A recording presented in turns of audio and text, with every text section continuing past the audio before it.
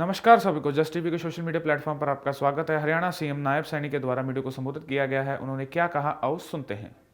गत वर्ष राज्य में कमी दर्ज हुई है। इसके अलावा नशे के विरुद्ध एवं साइबर क्राइम के क्षेत्र में भी अच्छा काम हुआ है। अब तक 3,350 गांव, 876 वार्डों को नशा मुक्त करने का अभियान पुलिस द्वारा चलाया गया था, उसको घोषित किया है। साइबर अपराध पर अंकुश लगाने के लिए हरियाणा पुलिस गृह मंत्रालय की तरफ से उनको प्रथम पुरस्कार भी मिला है। हरियाणा पुलिस को अपराध की रोकथाम के लिए मैंने फ्री हैंड दिया है। यह लक्ष्य भी दिया है कि नशा मुक्त अभियान को आगे बढ़ाते हुए वर्ष 2025 तक 70% गांव एवं वार्डों को नशा मुक्त किया जाए और जो इस कारोबार में शामिल हैं उनके खिलाफ सख्त कार्रवाई वो की जाए।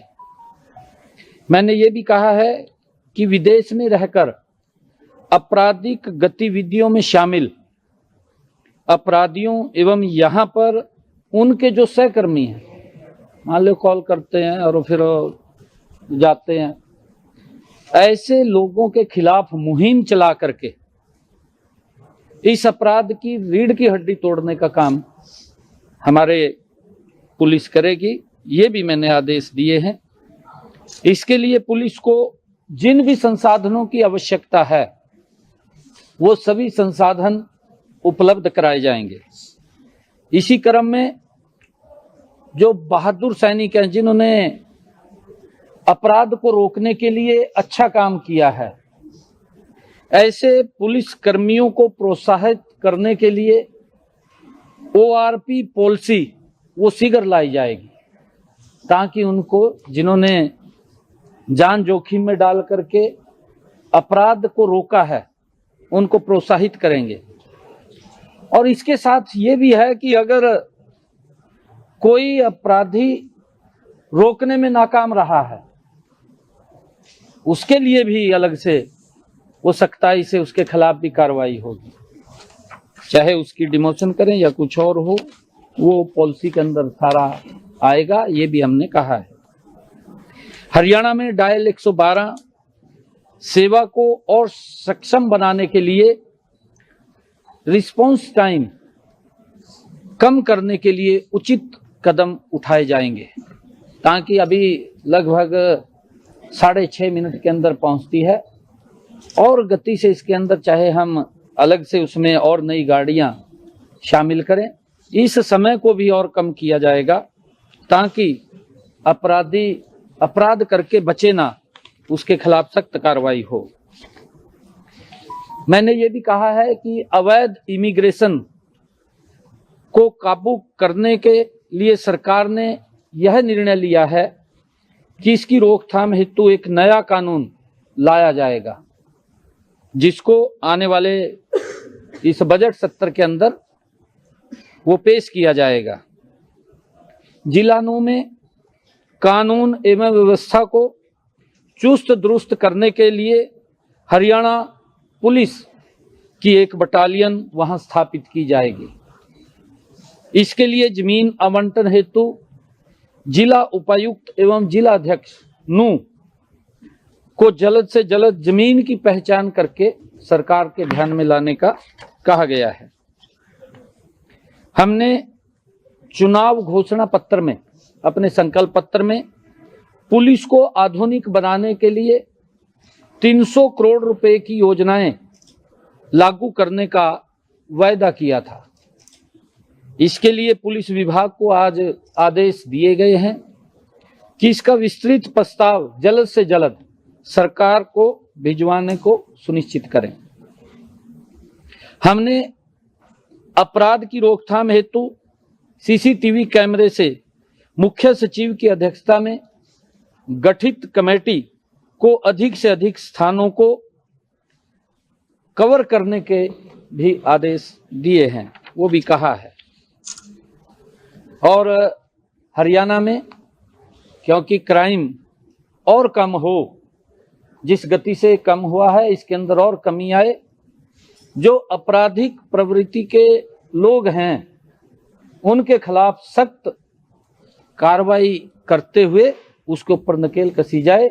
आज इन विषयों के ऊपर बातचीत हुई। सर, जिस तरीके से जो डिजिटल अरेस्ट के मामले सामने आ रहे हैं उसको लेकर भी कोई कदम उठाया जाएगा, क्योंकि साइबर क्राइम आजकल जो है वो लगातार काफी बढ़ते जा रहे हैं सर मामले साइबर क्राइम के। साइबर क्राइम के अंदर भी हमने जो प्रेजेंटेशन के अंदर आया है उसके अंदर भी देश में सबसे ज्यादा जो साइबर क्राइम को पकड़ने का जो जिसने साइबर क्राइम किया है वो केसेस हमारे हरियाणा के अंदर हैं और उसको और गति दी जाएगी। जैसा मैंने कहा है कि हमने पुलिस को इंफ्रास्ट्रक्चर को बढ़ाने के लिए कोई और आवश्यकता है उसके लिए 300 करोड़ रुपए का बजट का बात हमने अपने मैनिफेस्टो के अंदर की थी, ताकि साइबर क्राइम की रोकथाम के लिए भी अपराधी के ऊपर तत्परता से कार्रवाई हो, उसके लिए हमने बांग्लादेशी घुसपैठियों को लेकर के